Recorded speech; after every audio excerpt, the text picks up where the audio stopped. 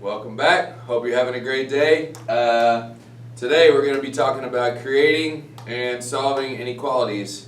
So the first thing we've got to make sure that we get right is we've got to know which inequality symbol is which. So this one here is less than. The way I like to think about it is we know the smaller number has to be on the pointy side, the bigger number is the big open alligator mouth side. So whatever number is over here is less than whatever number is over here.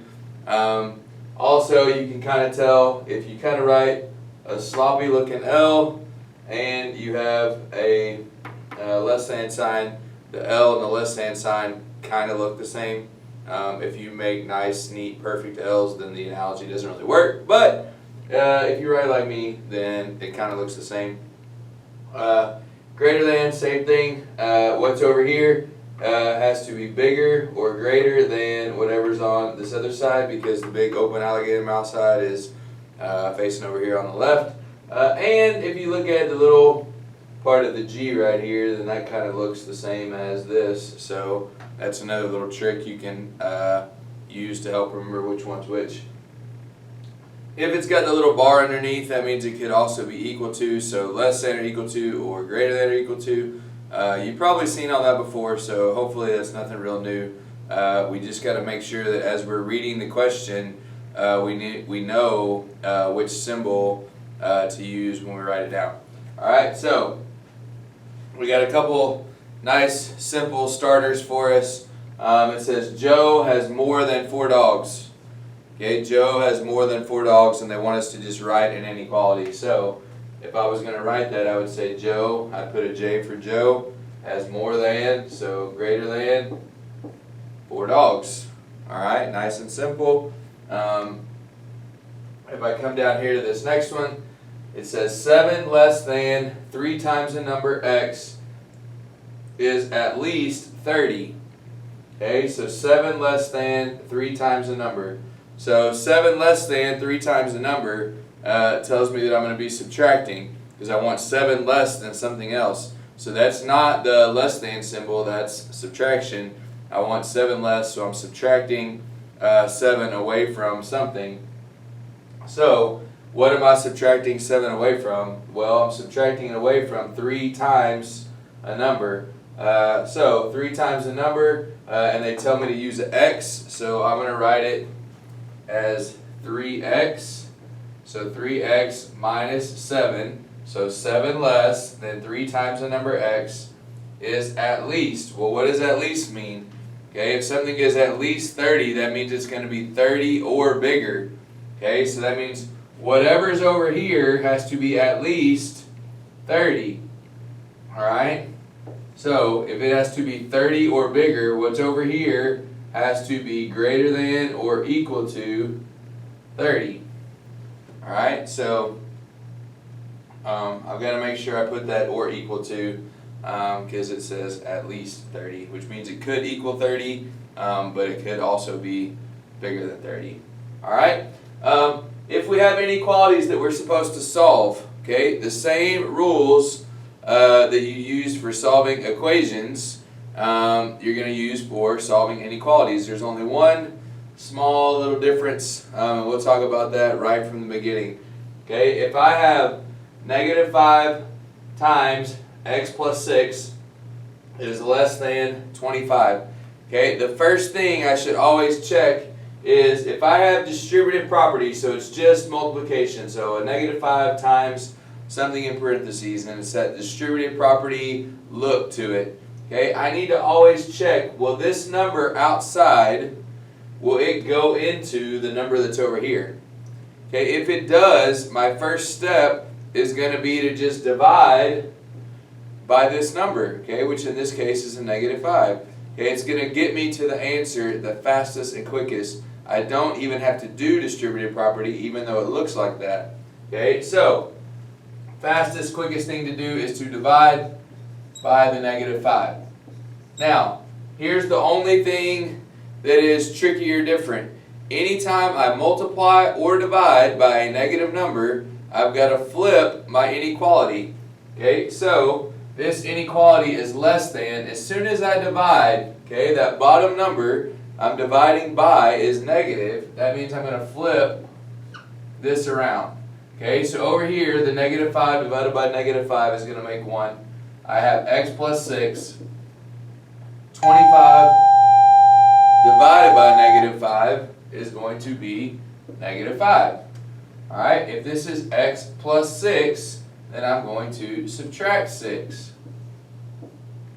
So I get x is greater, because remember I had to switch the inequality around, I had to flip it around. If I have a negative 5 and a negative 6, both of those are negative numbers, so I'm adding them, okay? I'm adding negative 5 and negative 6, it's going to make negative 11. Okay, if you give me $5 and then you give me 6 more, well, you're out $11, okay? So that is why we get negative 11. So now we have x is greater than negative 11. So when we have an equal sign, okay, that equal sign means we have one answer, just one simple answer. Okay, when we've got x is greater than negative 11, that means every single number for the history of the universe and beyond, okay, is going to be an answer if it's bigger than negative 11. So there's a lot of infinite amount of possibilities. All right, now we get to this next one. Okay, we have 12 times x plus 2.75 is less than or equal to 99. Alright, well the same thing is going to happen here. I'm going to check and see if 12 goes into 99. It doesn't. So, since it doesn't, okay, I've got to try to do distributive property. Okay, when I do distributive property, I've got to do 12 times the x, 12 times the 2.75. So, 12 times the x is 12x. 12 times the 0.275 is 33. Alright, so now, this is just, keep working it just like I would in an equation. So if this is plus 33, and I'm trying to figure out what x is, I would subtract the 33. Alright, so that's going to make a 0. I get 12x less than or equal to 66. Okay, because 99 minus 33 is 66. Then I divide by 12. Once again, I'm trying to figure out what x is equal to, or in this case, less than or equal to. Alright, 66 divided by 12. That's an improper fraction. I don't want a decimal. Okay, I'm going to write it as an improper fraction, but I do need to reduce it. So I need to know what goes into 66 and goes into 12. 6 goes into both of those. So 66 divided by 6 would be 11, and 12 divided by 6 would be 2. So this would be x is less than or equal to 11 over 2. Alright, if you did punch in a calculator and get a decimal, it would say 5.5. So you would have the right answer there. But let's just go ahead and write it as improper. Because that's going to be helpful in some other things we're going to do later on. Alright, now, we got some fractions. I know y'all love fractions. I'm telling you, if you'll learn to deal with them, then they're going to make your life super simple. If you try and turn this 4 over 3 into a decimal, you're going to get a repeating decimal. If you try and round it, then you're going to get an answer that's not right. Okay, so don't round it. Don't make it a decimal. Just use the fraction. The fraction is your friend. Watch how easy this goes away. Okay, so I have 4/3. I have times 6x plus 9 is less than 4. Okay, if I want to get rid of this fraction in one fell swoop, alright, all I've got to do is flip it over. So I take 4 over 3, I flip it over to make it 3 over 4, and I multiply on both sides. Alright? So, what's going to happen on the left is the 4's cancels, the 3's cancels. So all of this is basically going to equal 1. Okay, 3/4 times 4/3 is going to be 1. Okay, so now I have 1 times all of this. So I just have 6x plus 9. Alright, well what's going to happen over here? The 4's are going to cancel. So I have less than 3. Alright, so same thing. I have plus 9, which means I need to subtract it. So I get 6x is less than negative 6. Now, this is a part that sometimes people get confused on. If I'm dividing by 6, okay, the number I'm dividing by is actually positive. So if the number I'm dividing by is positive, then I don't have to do anything with this. Okay, don't get confused with this rule over here. Okay, so I say x is less than a negative 6 divided by a positive 6 is negative 1. So I still get a negative answer, okay, but I'm not having to change the inequality sign. There's a difference between there being a negative as the numerator and if you have a negative as the denominator. You only flip the inequality if you're dividing by or multiplying by the negative. Okay, if the negative is just already there, then it doesn't change the inequality sign. Alright, now, if I have a problem like this, okay, I've got a nasty fraction, okay, times 6x plus 3 is less than or equal to 2x minus 7. Well, if I flip this over, it's going to be 3 over 5. Well, 5 doesn't go into 2 and it doesn't go into 7, so nothing over here would cancel out nice and easy like this one did. So because of that, the easiest thing for me to do on this particular question is to do distributive property, because the number on the bottom, 3, it actually goes into 6 and it goes into 3. So when I do 5/3 times 6x, okay, I can do it in my head, I can do it in a calculator, whatever, okay, the 3 goes into 3 once, the 3 goes into 6 twice, so 5 times 2 is 10. I get 10x. Once again, if I tried 5/3, it would give me some nasty long repeating decimal.